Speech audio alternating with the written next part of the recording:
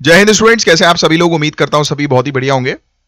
So guys, आज है 22 अगस्त 2025 और आज के करंट अफेयर्स को हम लोग कवर करने वाले हैं। आप में से जो भी students UP PCS, UPSC, BPSC या किसी भी स्टेट पीएससी की तैयारी कर रहे हैं तो लेक्चर को एंड तक जरूर देखिएगा, क्योंकि यहां पर वो सभी न्यूज हम लोग कवर करते हैं जो आपके एग्जामिनेशन के लिए इंपॉर्टेंट होती हैं। और गाइज, ये है ज्ञान सर, और ज्ञान सर का स्पेशल पेड बैच आप लोगों के लिए अवेलेबल है। अगर आप UP PCS, BPSC, UKPSC, RO, BEO, UP triple SC exam या फिर इवन हरियाणा, राजस्थान या छत्तीसगढ़ पीएससी की तैयारी कर रहे हैं तो ये कोर्सेज आपके लिए हैं, जहां पर जीरो से लेकर सिलेक्शन तक की प्रॉपर आपकी तैयारी करवाई जाती है। लेटेस्ट सिलेबस और ट्रेंड को ध्यान में रखते हुए प्रॉपर तैयारी होती है और हर साल हमारे कोर्स जो है वो अपडेट होते हैं। तो इसलिए कांटेक्ट करिए दिए गए नंबर पर और कोर्सेज ज्वाइन करिए। और अगर आप बताएंगे कि आप हमारे करंट अफेयर्स के लेक्चर्स को रेगुलरली फॉलो करते हैं तो आपको एक्स्ट्रा डिस्काउंट भी मिल सकते हैं। और ये है आज के टॉपिक्स, जिनको हम लोग एक एक करके कवर अप करेंगे। मैं चाहूंगा आप अपने साथ पेन और पेपर लेकर बैठे। जो भी टॉपिक्स है उनको आपको ध्यान से सुनना है और जो चीज मैं आपको बोलूंगा नोट डाउन करने की, उस चीज को आपको वो नोट डाउन करना है, क्योंकि वो होंगे आपके नोट्स और वही चीज आपके लिए एग्जामिनेशन में इंपॉर्टेंट होने वाली है। तो आइए हम अपने टॉपिक 1 की तरफ जो है वो चलते हैं। तो बहुत ध्यान से सुनो जो चीज मैं आपको बता रहा हूं। हम बात करेंगे बड़े ही इंपॉर्टेंट टॉपिक के बारे में जो आपके सिविल सर्विसेज एग्जाम के लिए काफी इंपॉर्टेंट है। वुमेन इंपावरमेंट का टॉपिक, महिला सशक्तिकरण का टॉपिक। कर्नाटक में एक रीसेंट केस सामने आया जहां एक 47 साल की डोमेस्टिक हेल्प ने एक पावरफुल रिप्रेजेंटेटिव के खिलाफ कोर्ट केस लड़ा।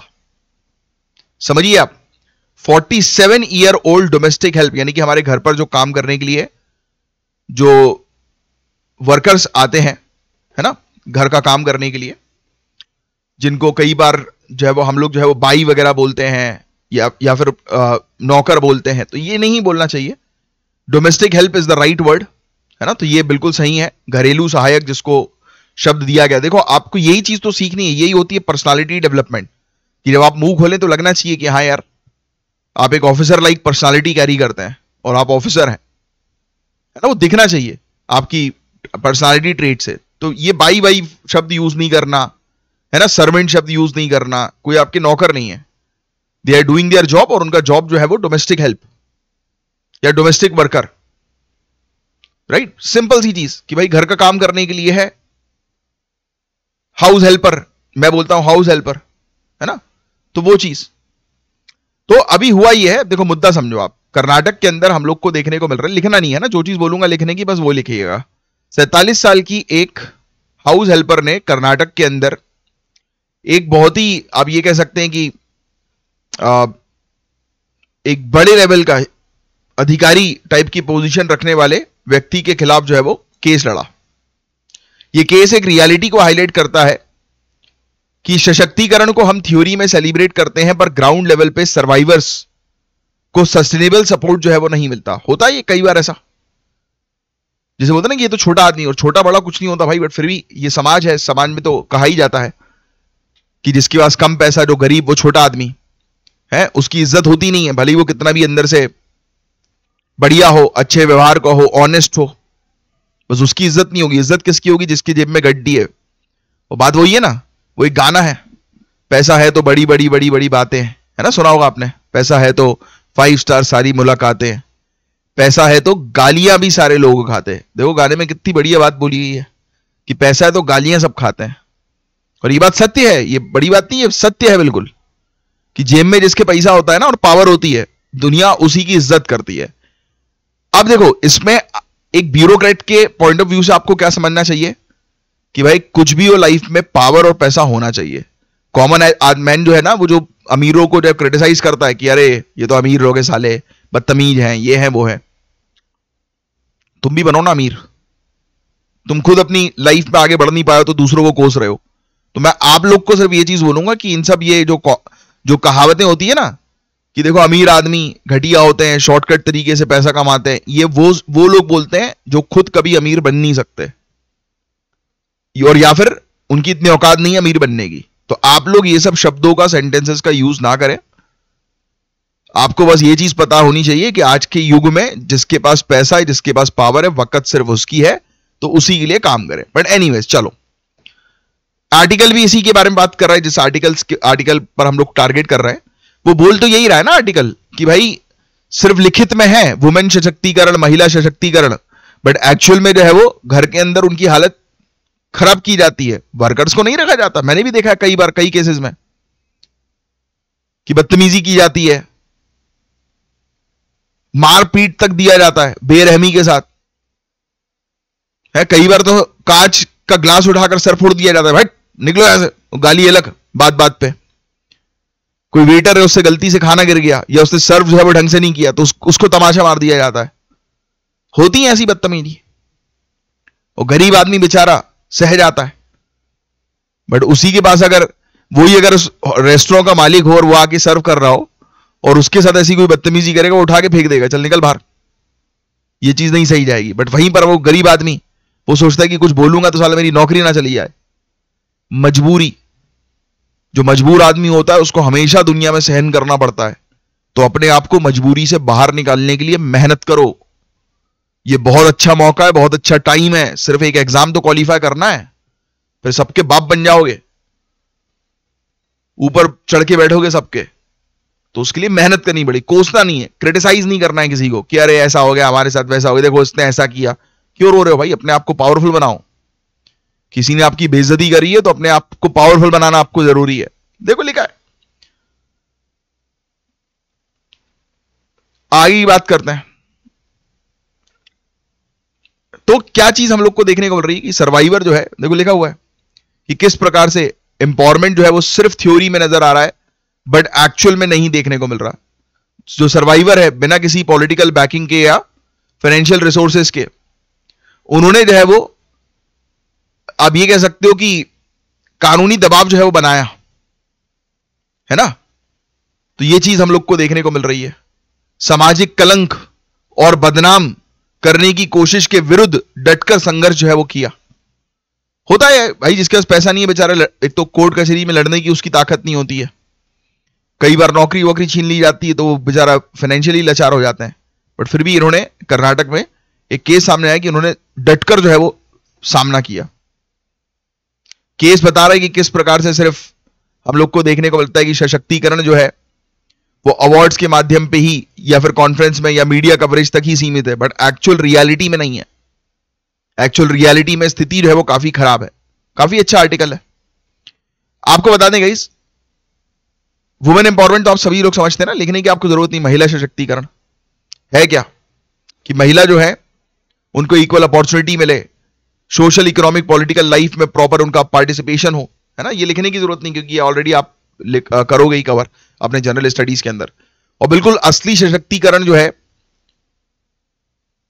वो कुछ और ही है, वो सिर्फ थ्योरी में जो है वो नजर आ रहा है। बट अगर प्रैक्टिकल में नजर आएगा असली सशक्तिकरण तो वो तब आना चाहिए जब महिला रिप्रेजेंटेटिव हो, महिला के पास एक्चुअल पावर हो और वो दिखाई दे, है ना, न्याय उनको मिले। डोमेस्टिक वर्कर्स हुए या गांव क्षेत्र में रहने वाली महिला हुई, गरीब महिलाएं हुई, इनको अब्यूज का सामना जो है वो फेस करना पड़ता है कई बार, है ना। तो क्यों भाई, क्यों सशक्तिकरण इतना कम है, रियलिटी में क्यों नजर नहीं आ रहा? पहली चीज तो पैट्रियार्कियल सोशल स्ट्रक्चर, पितृसत्तात्मक सामाजिक संरचना, फैमिली और कम्युनिटी के नॉर्म्स अक्सर महिलाओं की आवाज को दबा देते हैं। होता है ना कि महिला बाहर नहीं बोलेगी, सबके सामने आके नहीं बैठेगी, डिसीजन में उसका कोई रोल नहीं होगा, घर के पुरुष ही सिर्फ डिसीजन लेंगे, महिलाओं को नहीं लिया डिसीजन लेने दिया जाएगा। तो सर्वाइवर्स को कैरेक्टर असासिनेशन और सोशल बॉयकॉट झेलना भी पड़ जाता है कई बार। हाँ, एक लड़का और लड़की प्यार में जो पड़ गए, लड़के ने लड़की को छोड़ दिया, तो समाज क्या कहता है? लड़के का कुछ नहीं जाएगा, बदनामी सिर्फ लड़कियों की होगी, ये बोलता है ना। बोलो हाँ या ना, कम ऑन से यस और नो। लड़कियों को ही सिर्फ टारगेट किया जाता है ना। यही चीज तो चेंज करनी है और आप लोगों को अवेयरनेस क्रिएट करके चेंज करवानी है।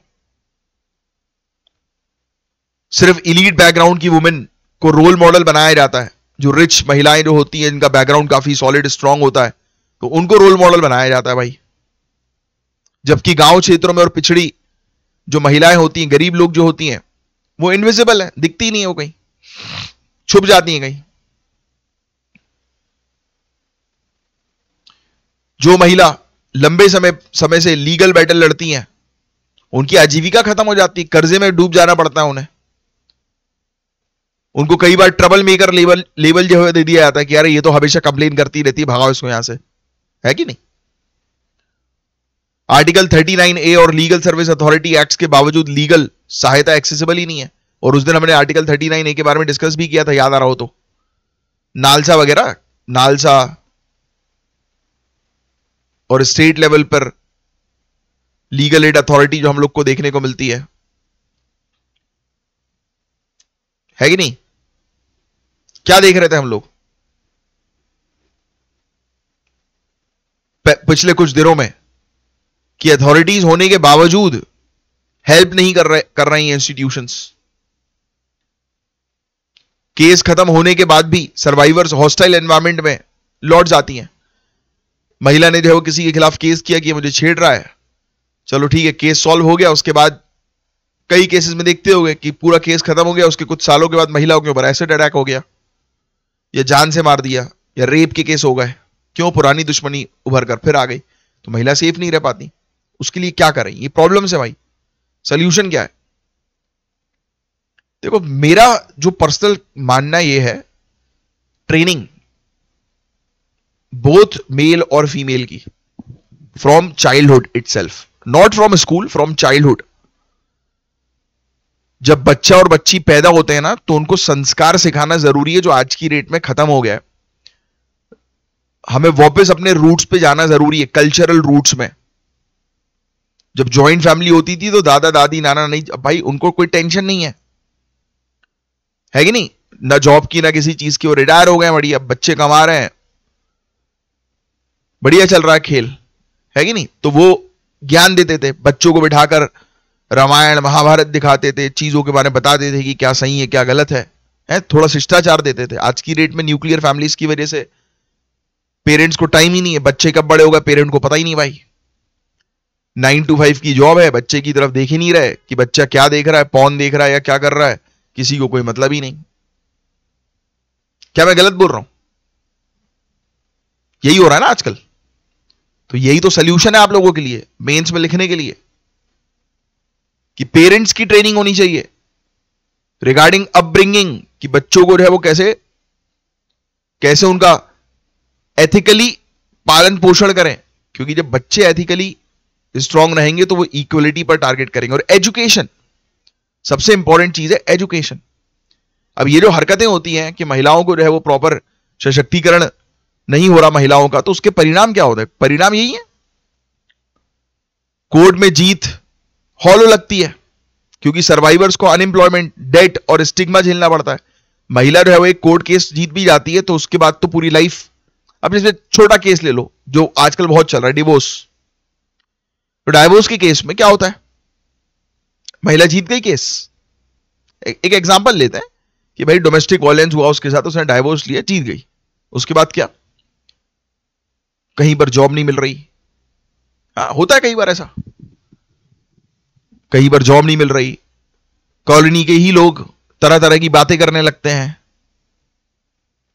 इसका तो डिवोर्स हुआ है। तो दुनिया का होता है भाई, बड़े घराने में किसी का डिवोर्स हो जाता है तो अच्छा कहा जाता है कि हाँ यार देखो महिला अपने लिए लड़ी। वहीं अगर छोटे परिवार में किसी का डिवोर्स हो गया तो कलंक मान लिया जाता है।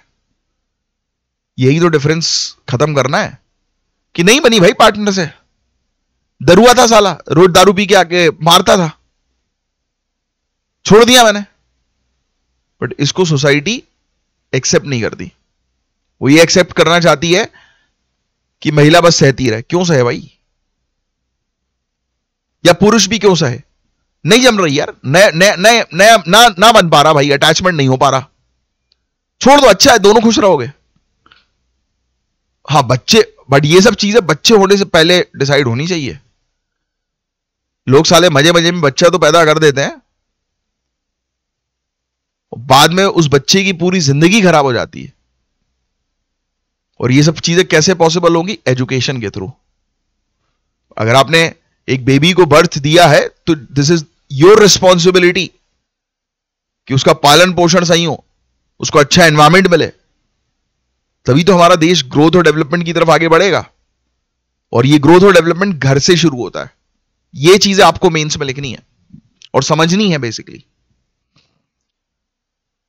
कई बार क्राइम अंडर रिपोर्टिंग होती है क्योंकि महिला जो है वो देख लेती हैं कि न्याय के बाद भी उनको जो है वो प्रॉब्लम झेलनी पड़ेगी। डोमेस्टिक वायलेंस का उन्होंने केस लड़ा, चलो जीत भी गई, अब वापस अपने घर पे तो आना ही है। कॉम्प्रोमाइज हो गया कि चलो डाइवोर्स नहीं कर रहा है, वापस घर में आए, कुछ समय बाद फिर पिटाई शुरू।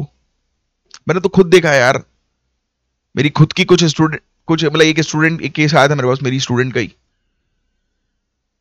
तो उन्होंने बताया यार कि डोमेस्टिक वायलेंस फेस कर रही हैं। इवन उनके जो वो बोलते हैं ना कि जेठ मार रहा था उसको, वो पति दारू पी के पड़ा रहता था। ये तो स्थिति है। जब उन्होंने अपने पेरेंट्स को कंप्लेन करी, पेरेंट्स ने बोला कि नहीं थोड़ा सहना पड़ेगा, उनसे माफी मांगो कि ना मारे, समझाओ उनको, पढ़ा लग मत हो। सोचो यार, ये तो स्थिति है। तुम्हारा तो खून खोल जाना चाहिए कि तुम्हारी बच्ची पे हाथ कैसे उठाया है। नहीं रखना तुमसे रिश्ता, कोई छोड़ो, करो साले पैसे वापस जितने लगाए हमने। हाँ, बट किसी को प्रताड़ित मत करो। कई बार लोग जो है वो उस चीज को एक वो बना चुके हैं बिजनेस, कि शादी कर रहे हैं फिर केस डलवा रहे हैं, धमकी दे रहे हैं कि तुम्हारे ऊपर ये डोमेस्टिक वायलेंस का चार्ज लग जाएगा, ये हो जाएगा, वो हो जाएगा, डाउरी का केस लगा देंगे। है ये चीज गलत है भाई। ऊपर वाला सब देखता है भाई, यहां तो केस लगा लोगे, ऊपर जो तुम्हारी लंका लगेगी उससे नहीं बच पाओगे। नेक्स्ट, इसमें क्या होता है, पावर इंबैलेंस भी होता है। थर्ड वाला पॉइंट देखो आप, पावरफुल लोग जो होते हैं ना, लीगल लूप होल्स को एक्सप्लॉइट करते हैं। उनको पता है कि कैसे खेलनी ये चीजें, और इसमें बेचारा गरीब लाचार आदमी, इनोसेंट आदमी उलझ जाता है। सबसे बेस्ट चीज है ऐसी जो सोसाइटी की चीजें हैं ना, उससे बचना है ना आपको, कि आपको डेली का ये चू चपेट ना झेलना पड़े किसी का। पावरफुल बन जाओ, जेब में पैसा रखो, जहां साला कोई कुछ बोले गड्डी फंसाओ उसके मुंह में डाल दो, ले पकड़। पावरफुल बनाओ अपने आप को, पावरफुल। इतनी पावर होनी चाहिए आपकी कि आपको जो है वो कोई बोल ही ना पाए। होता ना छोटी छोटी बात में हमारे नेबर्स ही हमसे लड़ने लगते हैं कि तुम यहां पे कुत्ते को खाना खिलाते हो, अच्छी बात नहीं है ये। मुझसे बोला था, यहां मत खिलाया करो खाना कुत्तों को, यहां पॉटी कर देते सामने। मैंने पहले प्यार समझाने की कोशिश करी, फिर उसके बाद कुछ चीजें उनको ऐसी दिखा दी जो मैं बोल नहीं सकता यहां पे। उसके बाद से वो मुझसे नहीं बोलते। उनको समझ में आ गया कि ये टेढ़ा आदमी है, साइको है, कुछ भी कर सकता है। मेक योरसेल्फ साइको अगर आपको दूसरों से बचना है तो, वरना दूसरी चीज सबसे बेस्ट है। देखो आज की डेट में प्रिपरेशन कर रहे हो तो मेक योरसेल्फ साइको। लोगों को लगना चाहिए तुम पागल हो, तभी लोग तुम्हें आइसोलेट करेंगे, छोड़ देंगे कि यार जान दो यार इसको, इससे मत उलझो, ये पागल है, मस्त अपनी पढ़ाई करो। कभी कभी लगे पागल बनती रहे वो करने के लिए, एक आदमी को हायर करो 500 रुपए देके, एक बढ़िया गोल्डन वाली छतरी है वो 500-1000 रुपए की मिल जाएगी, वो लेके आओ। उस आदमी को बोलो कि भाई मेरे साइड में छतरी लेके चल, 500 रुपए दो उसको, छतरी रास्ते में घूमो बिल्कुल आमला, आंखें बड़ी कर करके, जैसे राजा महाराजा घूमते थे। कोई पूछे क्या हो गया तो बोलते प्रजा को देखने जा रहा हूं अपनी। लोगों को लगना चाहिए पागल हो चुके हो तुम, तब लोग बाग जो है तुम्हें वो नहीं करेंगे, परेशान नहीं करेंगे, और फिर तुम अपनी बढ़िया पढ़ाई कर सकते हो। तो ये कहानी है भाई महिला सशक्तिकरण का। बड़ा हैवी टॉपिक हो गया था ये, तो मैंने सोचा यार थोड़ा सा अपन लाइट करें टॉपिक को। चलो अब आगे बढ़ते हैं। देखो सशक्तिकरण, जब राज्य का सहयोग केवल न्यायालय के फैसले तक सीमित रह जाते हैं तो सशक्तिकरण की प्रतिबद्धता की विश्वसनीयता पर प्रश्न चिन्ह लग जाता है। बिल्कुल सही है। जब गवर्नमेंट जो है वो सिर्फ जजमेंट तक ही सपोर्ट करती है, उसके बाद गवर्नमेंट कुछ नहीं कर रही, प्रॉपर शासन कुछ नहीं हो रहा, तो क्या ही मतलब। होना चाहिए, रेगुलरिटी होनी चाहिए, स्ट्रिक्ट एक्शंस होने चाहिए। तो यही है गाइस। अब इसमें आर्टिकल 14 है, 15 है, 21 है, 39 है। ये इंश्योर करता है इक्वलिटी, जस्टिस। पॉश कानून हमारे यहाँ है 2013 का, ये पहले भी मैं आपको पढ़ा चुका हूं। डोमेस्टिक वायलेंस से रिलेटेड कानून है। क्रिमिनल लॉस को हमने अमेंड किया, है ना, जेंडर जस्टिस को वो करने के लिए। क्या मुझे बता सकते हो सस्टेनेबल डेवलपमेंट गोल में कौन सा गोल नंबर है जो जेंडर जस्टिस की बात करता है? कमेंट बॉक्स पे इसका आंसर लिखकर बताएं। फिर बेटी बचाओ बेटी पढ़ाओ, है, Nirbhaya funds, mission Shakti, step scheme, skill training for women's economic empowerment. तो ये चीजें हैं। तो बस यही है यार, कंपनसेशन स्कीम लेकर आओ, डेडिकेटेड लीगल एड सेल्स लेकर आओ, है ना, कि जहां पर महिला जो है उनको लीगल सहायता मिल सके, साइकोलॉजिकल सपोर्ट प्रोवाइड कराओ, एक मेंटर होना चाहिए जहां पर वो कांटेक्ट करके जो है वो उनको सपोर्ट मिल सके, है ना। अब ये सब तो कॉमन मैन को सपोर्ट की आवश्यकता होती है, आप लोग को नहीं होती। आप लोग कॉमन मैन से ऊपर हो भाई, क्योंकि जिस इंसान ने जिस दिन सिविल सर्विसेज एग्जाम की प्रिपरेशन करने के बारे में सिर्फ सोच ही लिया ना, उसी दिन वो लाखों लोगों से ऊपर है, सिर्फ सोचने भर से। क्योंकि इस प्रिपरेशन के बारे में कोई सोच भी नहीं सकता है, बहुत कम लोग हिम्मत करते हैं सोचने की, और भी कम लोग जो है वो सेलेक्ट हो पाते हैं। क्यों? क्योंकि वो डिसिप्लिन में रहते हैं। बट सोचना जरूरी, सोचोगे ही उसी में बदलाव आएगा। और जब प्रिपरेशन करोगे तो आए है अंदर से ही शक्ति फील होगी आपको, अंदर से ही आपके अंदर चेंजेस फील होंगे आपको। अगर सही प्रिपरेशन कर रहे हो तो आज की डेट में आप चेंज्ड पर्सन हो, अगर नहीं कर रहे हो तो थोड़ी मेहनत करना आपको जरूरी है। इंसान का बिहेवियर चेंज हो जाता है भाई इस पर्टिकुलर प्रिपरेशन के दौरान, उसकी thought process, way of thinking सब चेंज होता है। आइए, आसाम में एक स्नेक सिंपोजियम 2025 हुआ, लिख लो भैया, आसाम स्नेक सिंपोजियम 2025, ये एक इवेंट हुआ। बहुत ही जरूरी बात बोली गई, जो पॉलीवेलेंट एंटीवेनम इंडिया में यूज होते हैं, जो पॉलीवेलेंट एंटीवेनम, एंटीवेनम तो आप सभी लोग जानते हो ना, सांप काट लेता है तो एंटीवेनम दिया जाता है। जो पॉलीवेलेंट एंटीवेनम इंडिया में यूज होते हैं वो नॉर्थ ईस्ट इंडिया में इफेक्टिव नहीं है। मतलब जो पूरे इंडिया में आप जो एंटीवेनम दे रहे हो उसका असर नॉर्थ ईस्ट इंडिया में नहीं होगा। क्यों भाई, क्या दिक्कत है? ऐसे तो बड़ी खतरनाक चीज मिली है मैं तो आज के टॉपिक में, है कि नहीं? इंटरेस्टिंग लगा ये वाला टॉपिक की नहीं? सुनते सही थी कि भाई सांप काट रहा है, आप भग रहे हो गवर्नमेंट हॉस्पिटल कि ला भाई एंटीवेनम चिपका, तो डॉक्टर ने दिया एंटीवेनम, बट यहां नॉर्थ ईस्ट में ये यूज ही नहीं हो रहा है, इनइफेक्टिव है। क्यों भाई, क्या कारण है? क्योंकि polyvalent antivenom big four snakes के वेनम के अगेंस्ट बना है। किसके अगेंस्ट बना है? लिख लो भैया, लिख लो, पॉलीवेलेंट एंटीवेनम जो है वो बिग फोर, ये फोर मेजर लिखा है ना, इसकी जगह आप लिखोगे बिग फोर, बिग फोर ये लिखोगे, ये बिग फोर स्नेक्स के काटने के अगेंस्ट बनाया गया है। मतलब कोबरा काटेगा, क्रेत काटेगा, रसल वाइपर या फिर सॉस स्केल्ड वाइपर, ये जो चार सांप काटेंगे तब आपको पॉलीवेलेंट एंटीवेनम दे दिया जाएगा, उससे आप ठीक हो सकते हो, समझे? लेकिन नॉर्थ ईस्ट में मोनोक्लेड कोबरा, ग्रीन पिट वाइपर और अलग अलग प्रकार के क्रेत ज्यादा हैं जिनके लिए अभी एंटीवेनम जो है ये पॉलीवेलेंट एंटीवेनम वो फायदेमंद नहीं है।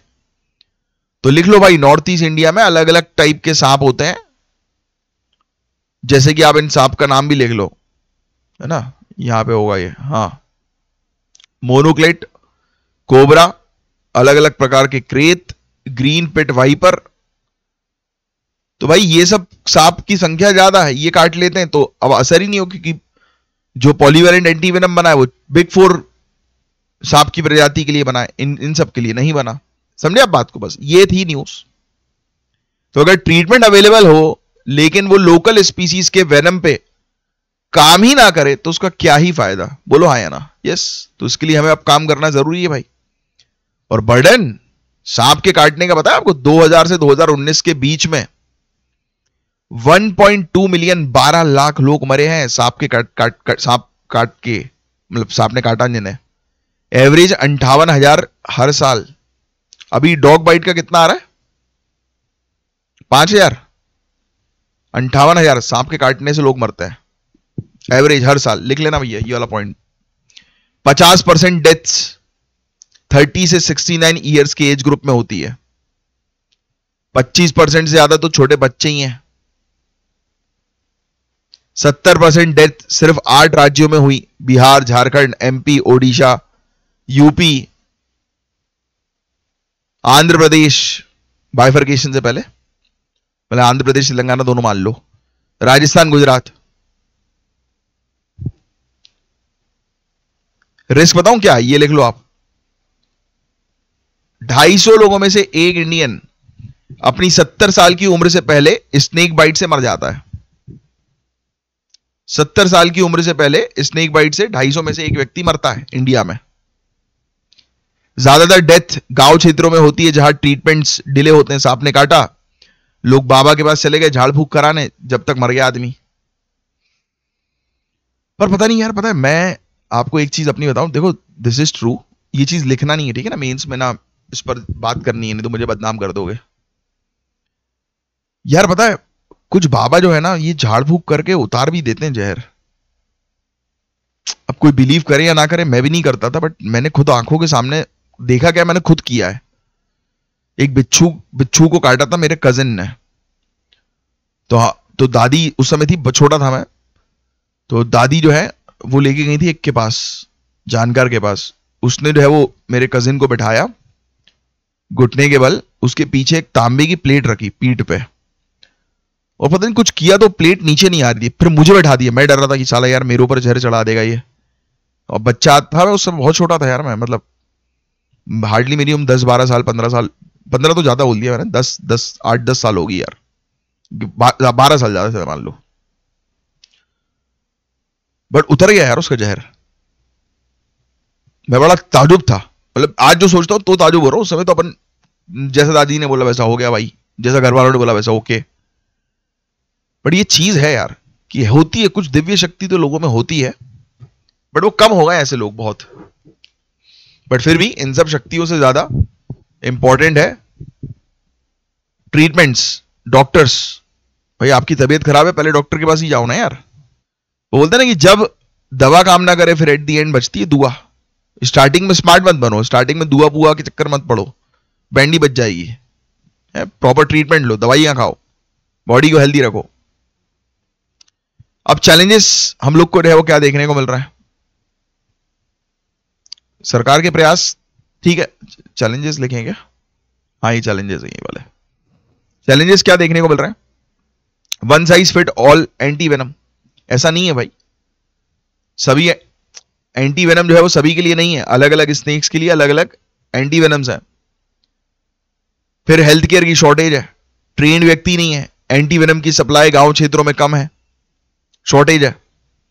ट्रांसपोर्ट और फर्स्ट एड प्रैक्टिसेस गलत होती हैं, हॉस्पिटल का एक्सेस डिले हो जाता है। फर्स्ट एड प्रैक्टिस गलत होने का मतलब यही कि बाबा बाबा के पास चले गए। नॉर्थ ईस्ट का रिस्क आपने देख ही लिया कि लोकल स्पीसीज के जहर को न्यूट्रलाइज करने वाला एंटी वेनम ही नहीं है।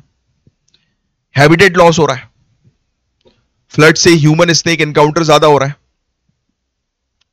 आज की डेट में सांप क्यों निकल रहे हैं ज्यादा, हम उनका घर काट रहे हैं ना भाई, जंगल काट रहे हैं, कहां जाएंगे बेचारे वो, तो आएंगे ही हेलो बोलेंगे। मेरे को बड़ा डर लगता है यार, पर पता है सांप छिपकली इन सब से मेरा बहुत डर लगता है मुझे। मैं तो छिपकली से डर जाता हूँ, छिपकली दिखती है मुझे, मैं इधर उधर हो जाता हूँ, बड़ा डर लगता है, पता नहीं क्यों, बचपन से ये फोबिया। सांप तो है ही चीज भाई डरने वाली, डरना चाहिए ही लोगों को। लोग साले हीरो बनते हैं, सांप को देखा नहीं उसके पीछे जा रहे हैं, बेटा पलट के टुटंग काट लेगा ना तो बैंड बज जाएगी। चलो बच के रहना चाहिए, वो अपने रास्ते चले, अपन साल अपने रास्ते चलो, काय को उसको छेड़ना। लोग देखने जा रहे हैं भाई, क्या रे वो उनके घर पे सांप निकला है, क्यों जा रहे हो देखने यार, वो साला उचक के तुम्हारे गर्दन में बैठ जाएगा ना तो वहीं पे सूसू कर दोगे। नेक्स्ट, हाँ अब ये सरकार ने है वो national action plan for prevention and control of snake bite ये शुरू किया 2024 में। स्नेक बाइट डेथ को 2030 तक हाफ करने का टारगेट है, लिख लेना भैया। और वर्ल्ड हेल्थ ऑर्गेनाइजेशन के टारगेट भी सेम ही है जो हम लोग ने इस प्रोग्राम के थ्रू टारगेट रखा है, लिख लेना ये वाला पॉइंट। आसाम ने प्रपोजल रखा है भाई कि वहां के लिए एंटी वेनम बनाओ यार, वहां के लोग जो दिक्कत में पड़ रहे हैं दूसरे सांप के चक्कर में, फिर अवेयरनेस बढ़ाओ। हाँ, ये सब चीजें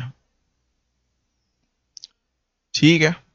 मिथ थोड़ा ज्यादा है कि सांप काट रहा है तो बीन बीन बजवाई जा रही है। बीन बीन नहीं बजाना भाई, हॉस्पिटल जाना, वो भी सरकारी हॉस्पिटल, वहीं पर मिलते हैं एंटी वेनम। प्राइवेट हॉस्पिटल में शायद मिले ना मिले, सरकारी पे मिल जाता है।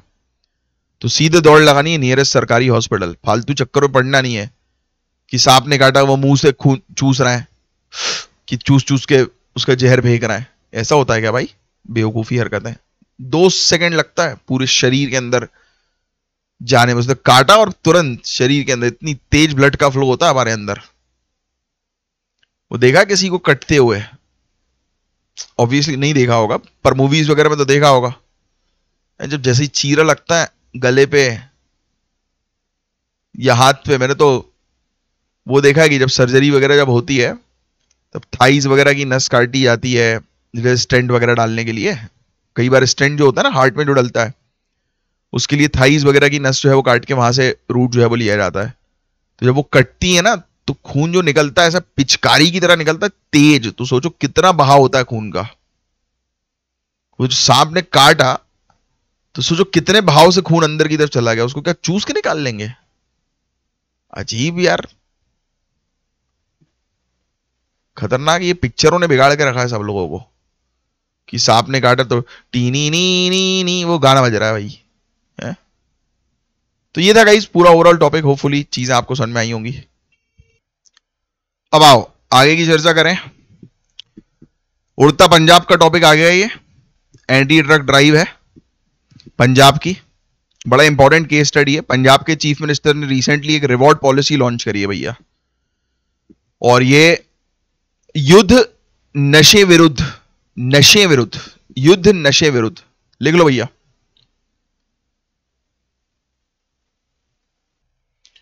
तो ये चीज लिखनी है भाई कि ये जो वॉर अगेंस्ट ड्रग जो है ये इनिशिएटिव कहां का है, तो पंजाब का ये इनिशिएटिव है, ये लिख लेना है ना। अब देखो ये एक रिवॉर्ड पॉलिसी टाइप की, यानी कि पैसा मिलेगा इसमें। कैसे? ऑफिसर्स जो भी हैं जो 1 लाख सॉरी 1 किलो हीरोइन जो है वो रिकवर करेंगे, उन्हें 1.2 लाख रुपीस रिवॉर्ड दिया जाएगा। वेरी वेरी इंपॉर्टेंट, देखो क्लियरली लिखा है 1,20,000 रुपए जो है वो नगद मिलेगा उन अधिकारियों को जो 1 किलोग्राम से या उससे ज्यादा हेरोइन जो है वो बरामद करेंगे। लिख लीजिए भाई,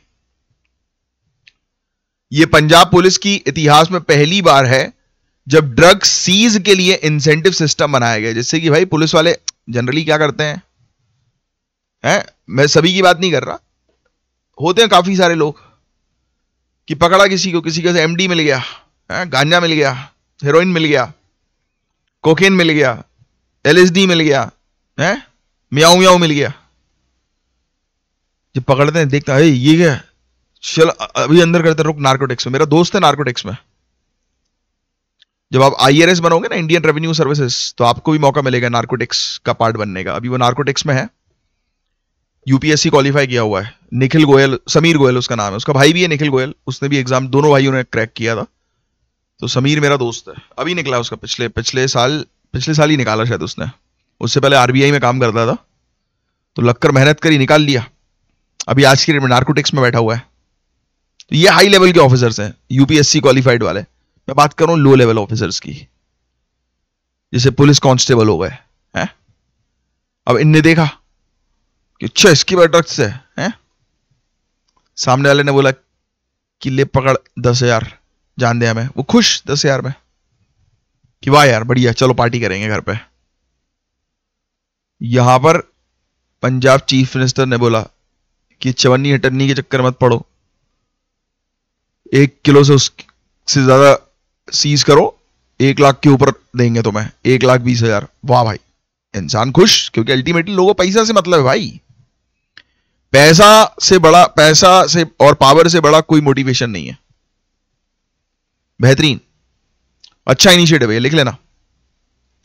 तो इससे एक क्लियर मैसेज मिल रहा है भाई कि ड्रग की लड़ाई के खिलाफ law enforcement plus social mobilisation दोनों जरूरी है।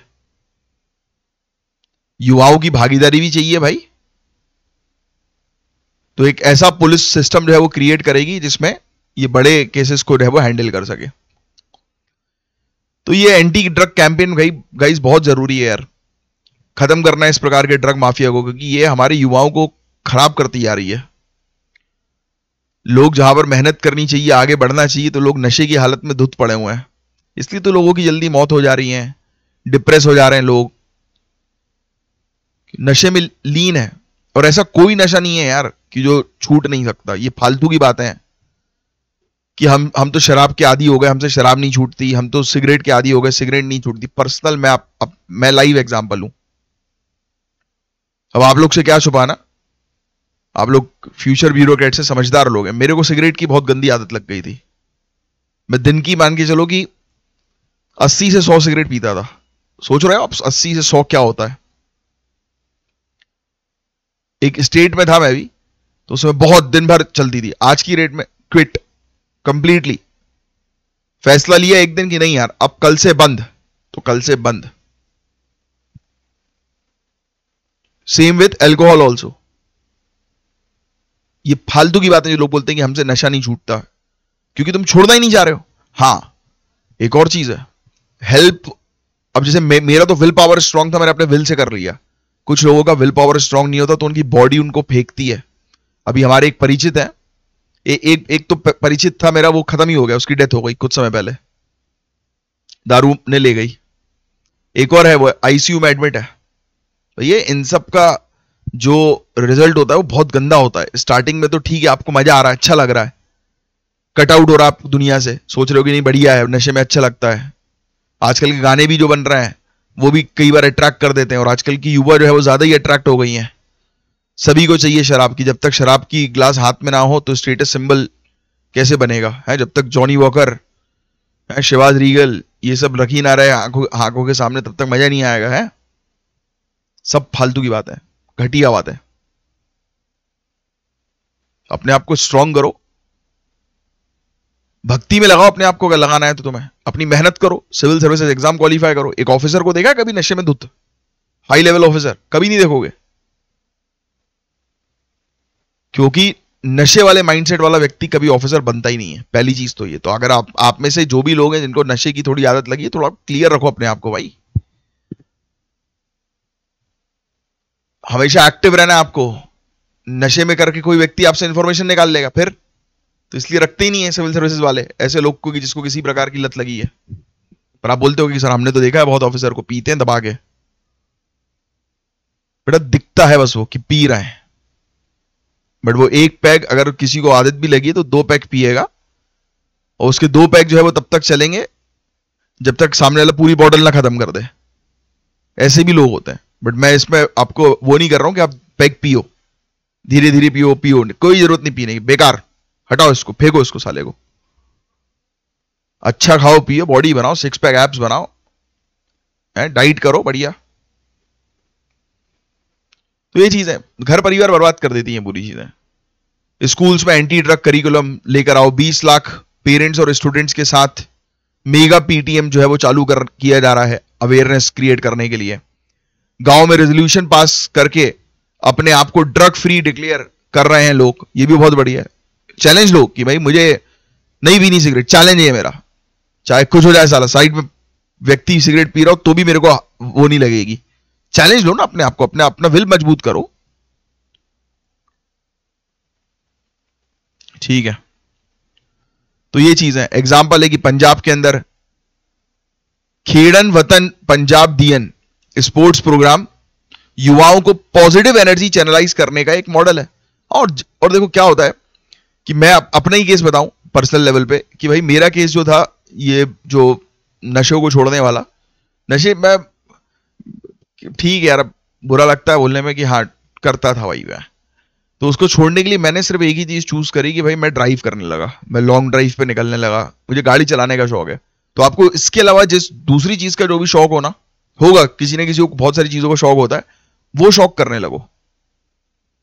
किसी को मूवीज देखने का तो मूवीज देखो, हटो, माइंडसेट चेंज करो, क्योंकि दूसरी जगह एनर्जी लगानी। जिम चले जाओ, है अपने आप को एक टारगेट दे दो कि मुझे वेट लूज करना है, या 6 पैक्स बनाने हैं, या वेट गेन करना है। टारगेट दो अपने आप को बढ़िया। वेट गेन का मतलब ओबेसिटी नहीं होता है ना, ये बात भी समझना। 1600 नए पुलिस पोस्ट जो है वो क्रिएट की गई हैं भाई इस चीज के लिए। देखिए आप, मेजर हेरोइन सीज पे कैश रिवॉर्ड मिलेगा, ड्रग स्मगलर की प्रॉपर्टी को तोड़ा जाएगा, ये तो हो ही रहा है अभी आजकल। डिफेंस कमिटीज बनाए गए टाउन्स एंड विलेजेस में, डिफेंस कमिटीज मॉनिटर करने के लिए कि ड्रग की एक्टिविटी कैसी चल रही, कोई नशे पत्ती तो नहीं कर रहा कहीं बैठ के। मुख्यमंत्री सेहत योजना, ये फ्री मेडिकल ट्रीटमेंट प्रोवाइड करा रही है, 10 लाख रुपए पर फैमिली। स्पोर्ट पॉलिसी जैसे मैंने आपको बताया कि ये लेकर जो है वो आई है। 13,000 से ज्यादा मॉडर्न स्टेडियम्स जो है वो प्लान किए गए हैं। 3,083 अंडर कंस्ट्रक्शन अभी है। युवाओं को स्किल डेवलपमेंट और स्पोर्ट्स से एंगेज किया जा रहा है। गांव जो है वो सेल्फ डिक्लेयर करेंगे अपने आप को कि भाई हम जो है वो ड्रग फ्री हो गए। 553 किलोमीटर इंडो पाकिस्तान बॉर्डर पे एंटी ड्रोन सिस्टम जो है वो तैयार किया जा रहा है कि ड्रोन के माध्यम से कोई ड्रॉप ना कर पाए। स्मगलिंग स्टॉप करने के लिए किया गया। रोड सेफ्टी फोर्सेस ने एक्सीडेंट्स 48% तक कम कर दिए हैं। सोल्जर्स और पुलिस की जो फैमिलीज वगैरह जो होती है ना, जो वीर गति को जो प्राप्त हो गए होते हैं, तो उनकी फैमिलीज वगैरह जो होती है उनको 1 करोड़ का फाइनेंशियल असिस्टेंस भी दिया जाएगा। तो ऐसे प्रोग्राम्स भी जो है वो लाए गए। मुख्यमंत्री सेहत योजना, फ्री मेडिकल ट्रीटमेंट 10 लाख रुपए पर फैमिली का, 3 करोड़ बेनिफिशियरीज हैं इसमें।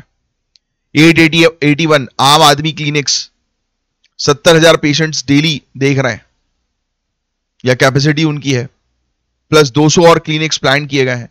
सरकारी स्कूल अपग्रेड किया जा रहा है। पंजाब ने नेशनल अचीवमेंट सर्वे में जो है वो टॉप भी किया है। गर्ल्स टॉप कर रही हैं 8th 10th 12th बोर्ड में, और जो कर रही है तो उनको ट्रांसपोर्ट जो है सपोर्ट प्रोवाइड किया जाएगा। टीचर्स ट्रेनिंग जो है वो अब्रॉड में दी जा रही है, सिंगापुर फिनलैंड में, है ना। तो पंजाब जो है वो अपने आप को ड्रग फ्री करने के लिए जो है वो काफी हेल्प कर रहा है, सेल्फ हेल्प कर रहा है। तो पंजाब का ये एंटी ड्रग ड्राइव जो है वो एक अच्छा मॉडल है, जिसमें कम्युनिटी पार्टिसिपेशन तो जरूरी है, युवाओं को एंगेज करो, हेल्थ केयर को और बेटर बनाओ। तो ये चीजें हैं भाई, बस दैट्स इट। अब ये डीप वाटर एक्सप्लोरेशन, पता है आपको, हम लोग जितना अपनी स्पेस को जान चुके हैं उसका 10% भी हमने अपनी समुद्र के नीचे क्या है उसको नहीं जाना है, पता है आपको। तो बस इसी के बारे में हम लोग जो है वो चर्चा करेंगे। हमारे ऑनरेबल प्राइम मिनिस्टर ने 79th इंडिपेंडेंस डे पर एक मिशन की अनाउंसमेंट की है। ऑब्जेक्टिव है offshore oil and gas exploration को बूस्ट करना और इंपोर्ट डिपेंडेंसी कम करना। देखो भाई, हमें फॉसिल फ्यूल तो चाहिए ही, लिख लो भाई, ये पूरा पॉइंट लिख लो आप।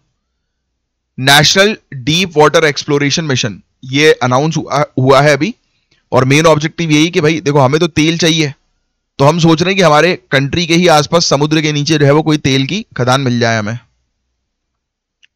तो ऑफशोर ऑयल और गैस एक्सप्लोरेशन पर हम काम कर रहे हैं, जिससे इंपोर्ट डिपेंडेंसी कम हो। फोकस अंडमान निकोबार के बेसिन पर और आंध्रा कोस्ट के डीप सी जोन पर रखा है हमने, ये भी लिख लेना। ये इनिशिएटिव डायरेक्टली लिंक्ड है आत्मनिर्भर भारत इन एनर्जी सेक्टर से, ये लिखने की जरूरत नहीं है। तो अगर इंडिया अपने ऑयल एंड गैस रिजर्व खुद एक्सप्लोर करेगा तो इकोनॉमी और फॉरेन पॉलिसी दोनों पर अच्छा इंपैक्ट जो है वो बनेगा। हमें इंपोर्ट की आवश्यकता जो है वो पड़ेगी नहीं, आत्मनिर्भर हम बनेंगे और इवन एक्सपोर्ट भी कर सकेंगे। चलो कुछ फैक्चुअल इंफॉर्मेशन मैं आपको बता दूं। इंडिया अपना जो कच्चा तेल है ना, उसका 88% इंपोर्ट करता है, तो ये चीज आपको जो है पता होनी चाहिए। हम लोग 88% कच्चे तेल को जो है वो क्या करते हैं, इंपोर्ट करते हैं। नेचुरल गैस हम लोग 50% जो है वो इंपोर्ट करते हैं, 50% इंपोर्ट, और इस वजह से फॉरेन एक्सचेंज हमारा काफी ज्यादा चला जाता है। जो पैसा गरीबी खत्म करने के लिए या हमारी खुद की ग्रोथ और डेवलपमेंट में इन्वेस्ट करने के लिए होना चाहिए, तो वो हम बाहर जो है वो इन चीजों पर जो है वो लगा देते हैं ज्यादा पैसा। ठीक है, इससे पहले की डिस्कवरीज भी हुई हैं, बड़ी डिस्कवरीज, ये लिख लो। पता है आपको KG-D6 और KG-DWN 98/2 ऐसी डिस्कवरीज प्रूफ करती हैं, कुएं हैं, कि डीप सी एक्सप्लोरेशन काफी पोटेंशियल रखता है। यानी कि हम डीप सी अगर एक्सप्लोर करें तो वहां पर हम लोग को तेल के कुएं मिल सकते हैं, यानी कि तेल, ऑयल, नेचुरल गैस जो है वो मिल सकता है। तो मिशन का मेन फोकस यही है यार, अंडमान निकोबार के जो कोस्ट है यानी कि तट है, उनको टारगेट किया गया। पहले नो गो जोन्स 10 लाख स्क्वायर किलोमीटर पर था, अब ओपन कर दिया गया बिडिंग के लिए कि वहां पर जो है वो लोग ठेका लें और वहां पर एक्सप्लोरेशन करें। OALP एक्स बिडिंग राउंड में 25 ब्लॉक्स अंडमान सी में इंक्लूड किए गए, यानी कि अब ठेका निकाला जा रहा है कि लोग जो है वो ठेका लें और इस पर काम करें। Open acreage licensing policy OALP जिसको हम लोग बोलते हैं, तो इस पर सुधार किया गया। ORD अमेंडमेंट एक्ट हम लोग को देखने को मिले, ये सब लिखने की जरूरत नहीं है। टेक्नोलॉजी पर भी हम काम कर रहे हैं, पब्लिक प्राइवेट पार्टनरशिप के थ्रू नई नई एडवांस टेक्नोलॉजीज लेकर आ रहे हैं एक्सप्लोरेशन के लिए कि जल्दी से हम लोग डिटेक्ट कर पाए। तो अब इससे हमें देखो, हम इंपोर्ट के ऊपर डिपेंडेंट नहीं रहेंगे, इंडिपेंडेंट हो जाएंगे हम, एनर्जी इकोनॉमिक गेन होगा, हमें फायदा मिलेगा, है ना। स्ट्रेटेजिक सिक्योरिटी है एक प्रकार से हमारी, कि अगर कोई कंट्री जिसके ऊपर हम डिपेंडेंट है ऑयल और नेचुरल गैस के लिए, वो अगर अपना सप्लाई बंद कर दें तो हमें नुकसान हो सकती है, हमारे पूरा सिस्टम हमारा ठप हो जाएगा, बिजली खत्म हो जाएगी, तो बिजली नहीं मिलेगी तो फिर दिक्कतें बढ़ सकती है। तो अभी के लिए तो ये जरूरी है अनटिल अनलेस कि हम कंप्लीटली ट्रांजिट ना कर जाएं ग्रीन एनर्जी या रिन्यूएबल एनर्जी में, है ना। तो ये चीज है, लिख लो भैया इस पर्टिकुलर टाइगर रिजर्व का नाम। छत्तीसगढ़ का है ये टाइगर रिजर्व, छत्तीसगढ़ के उदंती सीता नदी टाइगर रिजर्व। उदंती सीता नदी टाइगर रिजर्व में 1800 एकड़ के फॉरेस्ट लैंड रिक्लेम करना, जिसमें टेक्नोलॉजी एक गेम चेंजर बनी है। यानी कि 1800 एकड़ का एक जमीन है, खराब हो चुकी थी, उसको जो है वो रिकवर किया गया, जिसकी वैल्यू 500 करोड़ से ज्यादा की है। कब्जा हो गया था, मतलब कुल मिलाकर इंक्रोचमेंट था इस जमीन पर। देखो लिखा है पुनः प्राप्त किया गया। तो 1800 एकड़ की जमीन जो 500 करोड़ की वैल्यू रख रही है या उससे ज्यादा की वैल्यू है, 18 सालों में यहां पर इंक्रोचमेंट हो गया और फिर डिफॉरेस्टेशन हुआ, पेड़ काटे गए। यहां पे ह्यूमन वाइल्ड लाइफ कॉन्फ्लिक्ट बढ़ा, क्योंकि ह्यूमंस एनिमल्स की जगहों पर बसेरा बसा लेंगे तो ऑब्वियस ही बात है कि एनिमल्स और ह्यूमंस के बीच में कॉन्फ्लिक्ट होगा। फिर ह्यूमन क्या करता है, एनिमल को दोष देता है कि ये देखो ये काट रहा है हमें, ये हमारे आगे बच्चे उठा ले जा रहा है। तो ह्यूमंस जो है वो गोली मार देते हैं जानवरों को। अब भाई ह्यूमंस ही तो आए हैं जानवरों की जगह पर, वो थोड़ा ना आए हैं। तो फॉरेस्ट डिपार्टमेंट ने रेजिस्टेंस और मॉइस्ट प्रेजेंस के बावजूद रिक्लेम किया। सोचो आप, वहां पर मॉइस्ट भी है भाई, मॉइस्ट एक्टिविटी है, माओवाद वहां पर जो है बढ़ा हुआ है, उसके बावजूद सोचिए आप, नक्सलियों के बावजूद हमने दोबारा से उस जमीन पर कब्जा कर लिया। तो ये बड़ा एक अचीवमेंट है, बट अभी भी चैलेंजेस है। 300 से ज्यादा इंक्रोचर सिस्टमैटिकली जमीन जो है वो कैप्चर कर रहा है। नक्सलियों का प्रेजेंस हम लोग को देखने को मिल रहा है, 110 लीगल गांव में हम लोग को नजर आ रहा है। फॉरेस्ट राइट एक्ट 2006 के अंडर सिर्फ दिसंबर 2005 से पहले के ऑक्यूपेशंस रिकॉग्नाइज होते हैं। इलीगल सेटलमेंट्स 2008 के बाद के थे जो इनएलिजिबल हैं। एंटी इंक्रोचमेंट ड्राइव्स पर फॉरेस्ट स्टाफ पे अटैक भी हुए हैं, क्योंकि जब स्टाफ जाता है, ऑफिसर जाते हैं हटाने के लिए लोगों की, भैया जमीन खाली करो, सरकारी जमीन है ये, तो लोग मिलकर ऑफिसर की पिटाई कर देते हैं। ऐसा भी होता है, ये चीज आप अपनी सर्विस में भी कई बार चैलेंजेस फेस करोगे कि आप जा तो रहे हो कहीं पर रेड करने, पता लगा वहां पर आप ही का गेम बजा दिया। तो इसलिए प्लानिंग के साथ जाना पड़ता है। पहले डायरेक्ट, वैसे तो आपको तो प्रोटोकॉल्स में रहोगे आप, आपको पहले डायरेक्ट नहीं भेजा जाएगा, बड़े अधिकारी रहोगे ना यार। बड़ा अधिकारी हमेशा बाद में आता है, पहले छोटा अधिकारी जाकर पहले चेक कर लेता है कि हाँ भाई पिटाई तो नहीं हो रही। बट होता है भाई, कई केसेस में फंस भी सकते हो। पता लगे पहुंचे आप, आपकी पोस्टिंग हुई नई नई डीएसपी, पहुंचे भैया गांव वाले ने बिठा लिया आपको कि भैया आज रात तो आप यहीं रुकोगे हमारे साथ। होता है ऐसा बहुत केसेस में। सैटेलाइट इमेजरी टेक्नोलॉजी का उपयोग किया गया, ड्रोन मैपिंग का उपयोग किया गया, एआई मशीन लर्निंग का उपयोग किया गया, यानी कि रियल टाइम बेसिस पर देखा और फिर जाकर इन्होंने धीरे धीरे करके जो कब्जे वाली जमीन थी उसको ठीक किया। बस यही था इस पूरा ओवर टॉपिक, इसमें कुछ नहीं है। छत्तीसगढ़ का आप ये बस टाइगर रिजर्व का नाम ध्यान में रखना और न्यूज आपको पता लग गई कि भाई यहां पर इस क्षेत्र में लोगों ने कब्जा किया हुआ था, वहां पर नक्सलवाद भी है, तो उसके बावजूद सरकार ने जो है वो 500 करोड़ से ज्यादा की जमीन पर कब्जा जो है वो मुक्त कर लिया। बट फिर भी चैलेंजेस तो यही है, वो भाई सरकार ने जमीन ले ली, वो आएंगे जमीन के ऊपर फिर से कब्जा करने, तो उसको मेंटेन करके रखना जरूरी है। अब ये इसका आंसर तो आप ही देंगे, रजिस्टर्ड अनरिकॉग्नाइज्ड पॉलिटिकल पार्टीज।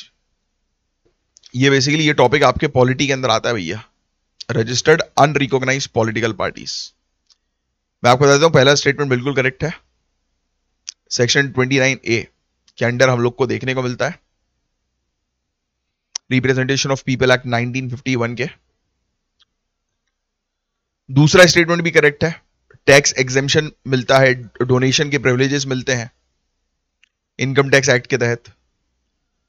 और तीसरा स्टेटमेंट गलत है, लगभग 97% सभी रजिस्टर्ड पार्टीज जो है वो अनरिकॉग्नाइज्ड है, नॉट लेस देन हाफ, है ना। ये 97% के आसपास है भाई। Next, civil registration and vital statistic system. Civil registration, जनताओं को रजिस्टर करो, ये इंश्योर करती है कंटिन्यूअस, परमानेंट, यूनिवर्सल और कंपलसरी रजिस्ट्रेशन हो इंपॉर्टेंट इवेंट्स के। जो भी इंपॉर्टेंट इवेंट्स हो रहे हैं उसको ऑनलाइन रजिस्टर करो। ये लिखो मत यार, ये वाला, ये कुछ और चीज है। ये बेसिकली बैंकॉक कॉन्फ्रेंस 2025 से रिलेटेड है, हुआ तो 1-2 दिन में आ जाएगा, बाकी इसमें डिटेल जानकारी नहीं दी गई है। ये मत लिखो है ना, इसके नोट्स मत बनाओ।